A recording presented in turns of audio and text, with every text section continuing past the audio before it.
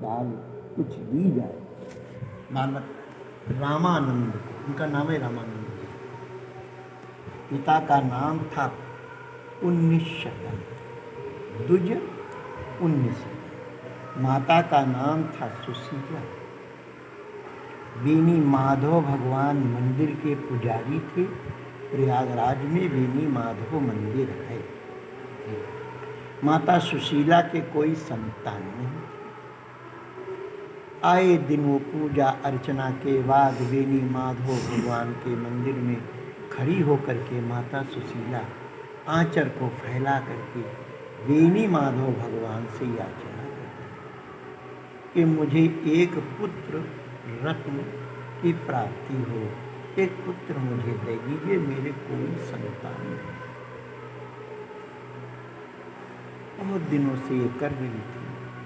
बेनी माधव भगवान उनकी भक्ति से प्रसन्न होकर के आंख मूंद करके आंचर को इसे करके बेनी माधव भगवान की मूर्तियों के सामने मंदिर के ऐसे प्रार्थना कर रही थी कि मुझे एक पुत्र। तो मूर्ति से एक शंख और एक माला, दो चीज उनके आंचल में गिरा दिया भगवान। तो जो आंचल को पकड़े थी, आंख मूंद के जैसे वो गिरा, वजन तुरंत नेत्र खुल गए और देखा तो आश्चर्य में पड़ गए, ये क्या।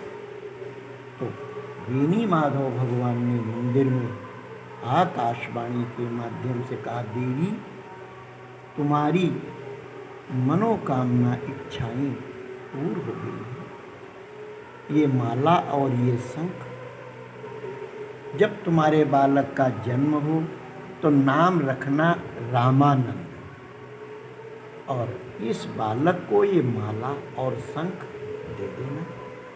तब तक के लिए तुम इसकी पूजा। तो माता जी प्रसन्न हो गई। वो घर ले आई, अपने स्वामी पुण्य सदन जी महाराज को बताया। वो भी बड़े प्रसन्न हुए कि बेनी माधव भगवान की कृपा हो गई। पूजन करते करते 1 वर्ष 9 महीने बाद बालक का जन्म हुआ। तो नाम रखा गया रामानंद। बेनी माधव भगवान का आदेश था, जब तक वो बालक थोड़े बड़े हुए तो आदेश था कि शंख और माला दे देना। तो माला और शंख बालक को दे दिया गया रामानंद को। वो उसको माला बैठ के फेरते और शंख बजाते, पूजा करते। तो जब अन्नप्राशन हुआ उस दिन उनको जब पायस का भोग लगा करके खिलाया गया, अन्नप्राशन किया गया, बच्चे के मुख में खिलाते हैं।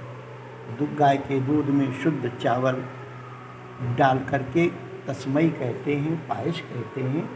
जब खिलाया गया उसके बाद फिर कभी उन्होंने अन्य चीज़ को ग्रहण ही नहीं किया। जब भी माता पिता कोई अन्य चीज़ खिलाने की चेष्टा करते तो बालक रामानंद मुख फेर लेते।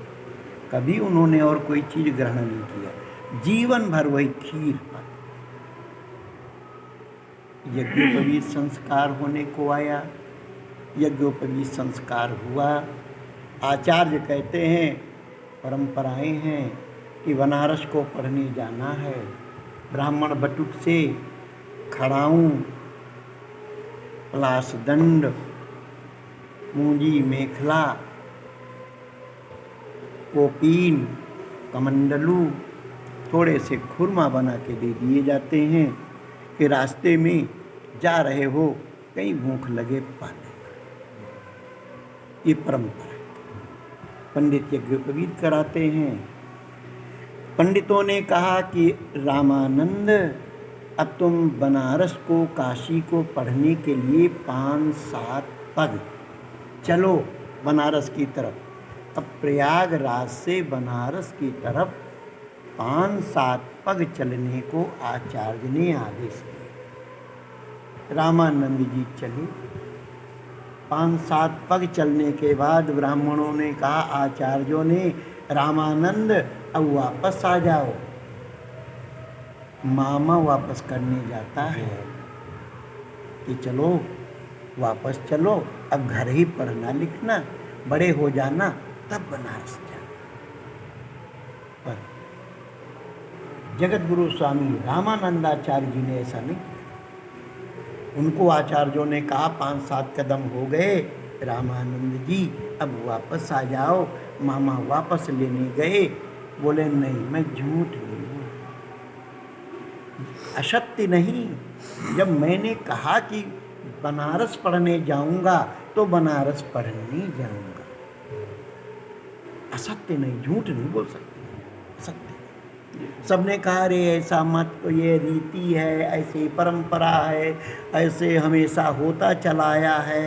उन्होंने कहा मैं असत्य, और रुके ही नहीं। अब जब घर में सब रोवा पीटी, करुण क्रंदन वातावरण हो गया, सब रोने लगे। उन्होंने कहा नहीं। तो मामा जी जो थे जगत गुरु भगवान स्वामी श्री रामानंदाचार्य जी के, उन्होंने कहा अच्छा कोई बात नहीं है, अपना ही घर है वहाँ बनारस में, चलो पुत्र रामानंद चलेंगे, अपने घर में रहेंगे, वहीं से पढ़ेंगे, अब आप लोग मत रो। तो पैदल ही प्रयागराज से 11 वर्ष की अवस्था में चलते चलते बनारस आए पैदल। वो आ करके वहीं शिक्षा दीक्षा ग्रहण किया, भजन करने लगे। भजन का इतना प्रताप था, इतना बढ़ा हुआ प्रताप कि कलिकाल का प्रवेश बनारस में नहीं हो रहा था। कलयुग का प्रवेश बनारस पर कोई भी प्रभाव, दुष्प्रभाव नहीं डाल पा रहा था। तो कलयुग स्वयं स्वामी जी के पास में गया, ब्राह्मण के भेष में नतमस्तक होकर के एकांत में वार्ता करने का अनुरोध किया।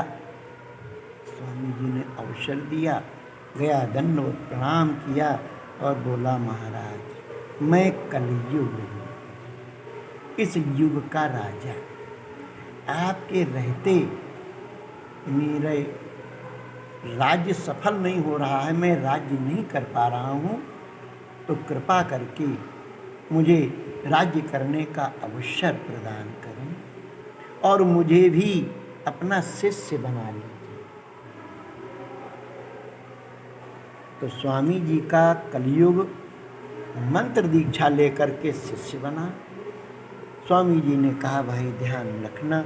उसने कहा गुरुदेव जो आपके बताए हुए उत्सव पर आपके द्वारा बताए उपदेश का अनुकरण ग्रहण करेंगे, जो लोग धर्म का अनुपालन करेंगे वो सब मेरे गुरु भाई होंगे। इससे जो अलग होंगे उनके लिए क्षमा करना गुरुदेव, उन्हें मैं नहीं छोड़ूंगा।